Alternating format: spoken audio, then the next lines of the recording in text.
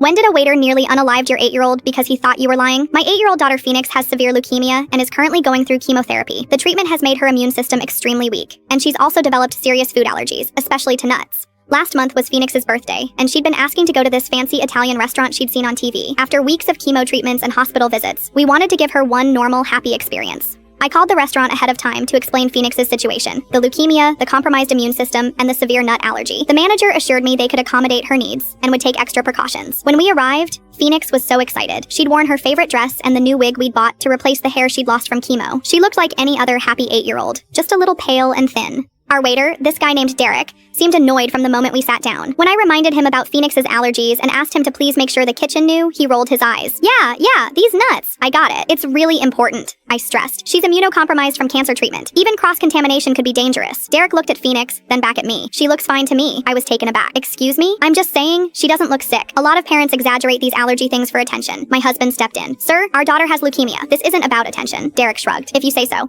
What do you want to order? We ordered Phoenix's meal, plain pasta with butter, specifically requesting it be prepared in a clean pan with no nuts anywhere near it. Derek wrote it down like he was doing us a huge favor. 30 minutes later, the food arrives. Phoenix takes one bite of her pasta and immediately starts coughing. Mommy, my mouth feels funny. I look at the pasta and see small pieces of what look like crushed walnuts mixed in. Derek, I call out frantically, there are nuts in this pasta. Derek walks over casually. No, there aren't. I told the kitchen no nuts. Look at it. There are literally pieces of walnuts in the sauce. Phoenix starts wheezing. Her lips are beginning to swell. She's having an allergic reaction, my husband shouts, pulling out Phoenix's EpiPen. Derek looks annoyed. She's probably just being dramatic. Kids do that. Dramatic? She's going into anaphylactic shock. My husband injects Phoenix with the EpiPen while I'm calling 911. Phoenix is struggling to breathe. Her face is swelling and she's terrified. Derek is still standing there like this is an inconvenience. Look, maybe she's allergic to something else. The pasta is fine. Get the manager! I scream. The manager rushes over as the paramedics arrive. Phoenix is barely conscious. Her breathing is labored and they're rushing to get her stabilized. As they're loading Phoenix into the ambulance, Derek has the audacity to approach my husband. So, are you still going to pay for the meal? My husband stared at him in disbelief. Are you serious? You nearly unalived our daughter. I didn't do anything wrong. She probably had a reaction to something else. That's when my husband lost it. She has cancer.